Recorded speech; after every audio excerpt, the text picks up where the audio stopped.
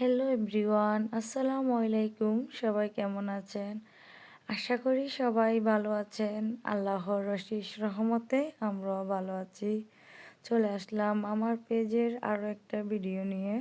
December মানেই হলো বাবার বাড়ি, আর বাচ্চাদেরকে নিয়ে ডিসেম্বরের বন্ধ উপভোগ করার জন্য বাবার বাড়িতে চলে যাচ্ছি।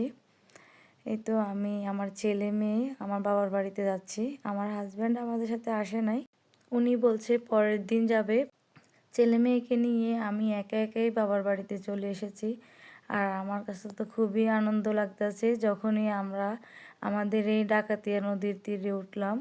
একটা মেয়েকে যত ভালো ঘরেই বিয়ে দেখ না কেন, নিজের এলাকা, নিজের বাবার বাড়ি, আসলে এগুলোর মতো শান্তির জায়গা কোথাও নেই। আমি যখনই আমার এলাকার কাছাকাছি এসেছি, আমার কাছে যে কতটা আনন্দ লাগতেছে আমি নিজেও জানি না। মেয়েদের সবচেয়ে শান্তির স্থান হলো বাবার বাড়ি, সেটা যেমনই হোক না কেন।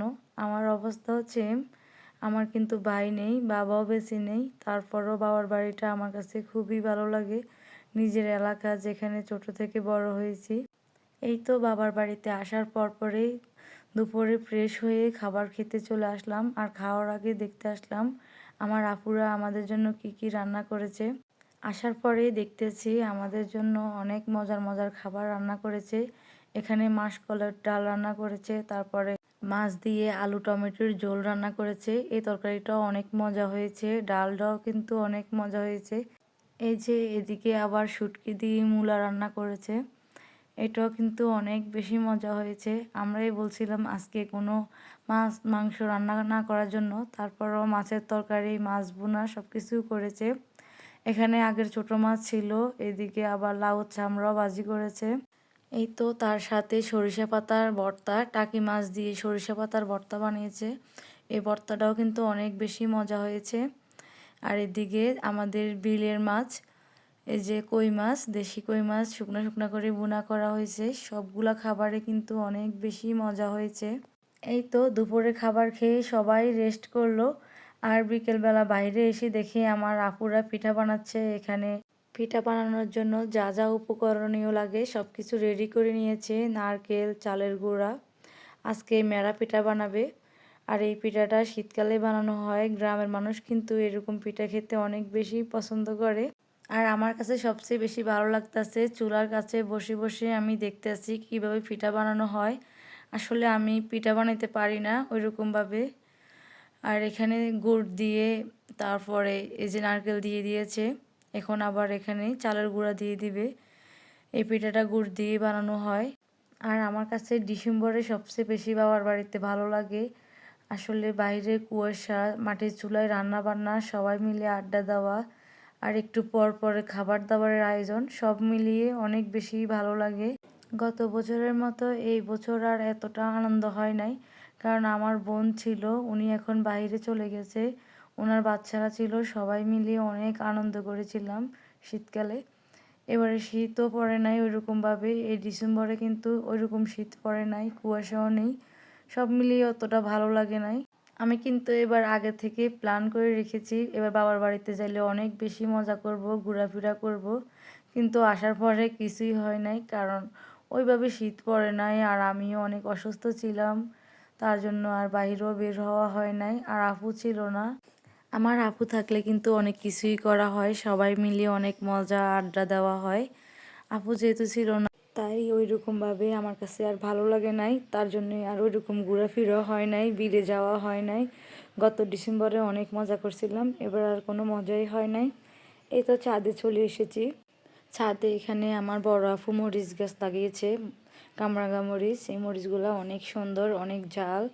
আমি আসার সময় ভাবছি নিয়ে আসবো, কয়েকটা ছিঁড়ছিলামও, পরে এগুলো রেখেই চলে এসেছি। তার জন্য অনেক খারাপ লাগে, আসলে বাবার বাড়ি থেকে আসার সময় অনেক হুড়োহুড়ি হয়, তার জন্যে আনা হয় নাই। একটা সময় আমার বিয়ের আগে এই ছাদে আমি অনেক ফুল গাছ লাগিয়েছিলাম, অনেক অনেক ফুল হতো। এখন আমিও নাই, ওই রকম ফুল গাছও নাই, কিছু ফুল গাছ আছে এখনও বেঁচে আছে। এই যে এখানে একটা জবা ফুল গাছ, এটা অবশ্যই আমি লাগাই নাই, আমার বোনের মেয়ে লাগিয়েছে। আর অনেক সুন্দর জবা ফুল ধরে আছে, সেটা দেখে আমার খুবই ভালো লেগেছে।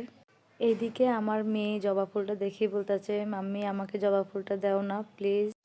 তারপর আর কি করব, মেয়ের এত সুন্দর আবদার, সেটা তো আর পালাইতে পারি না। মেয়েকে এখান থেকে জবা ফুলটা পেড়ে দিলাম। আর আমার মেয়ে তো এই জবা ফুলটা পেয়ে অনেক খুশি।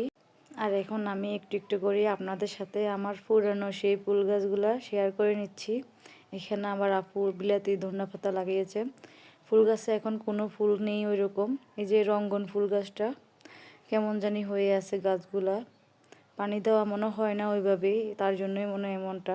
এইদিকে আবার আমার আপু আরও একটা কামরাঙা মরিচ গাছ লাগিয়েছে। এখানে ফুল এসেছে, এখনও কামরাঙা মরিচ ধরে নাই।